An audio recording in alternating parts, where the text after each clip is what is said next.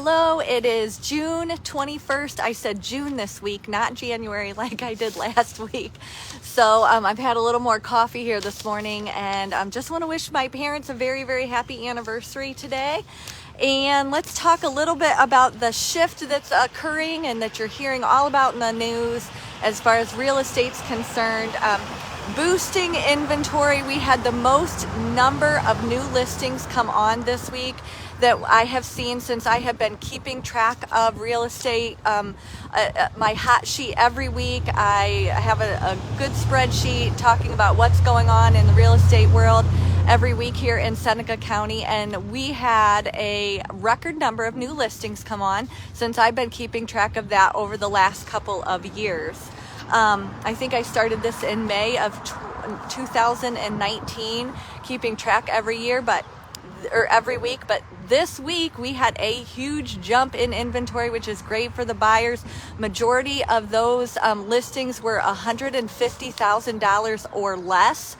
So we have, for our first-time home buyers out there, they've had more of a selection, more properties to look at than they've had for the last couple of years.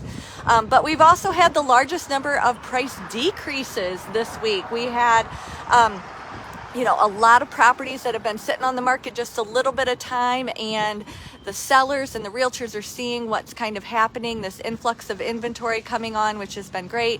However, a change in the interest rates is also getting us to a point where, prices are going to have to kind of adjust compared to what these interest rates are doing. So after more than a decade of the lowest interest rates, we finally saw the rates go above 6% last week, which is, so far not really impacting. See, this is what happens when I go outside in the morning. So it's not really impacting some of the buyers, especially in that medium price point. I'm not, it's kind of yet to be seen how it's going to affect those buyers that are, higher priced, that are looking in the $200,000 to $300,000 range, and what that's going to do for them. But, real estate is local, and what's happening here is not necessarily the same as what's happening everywhere. So, pay attention, listen to your local realtor who is going to be able to tell you what is working in our market now, and not necessarily what the national pundits are out there saying. We're still in a very, very deep seller's market here in Seneca County, and so buyers, you still have to be ready to compete.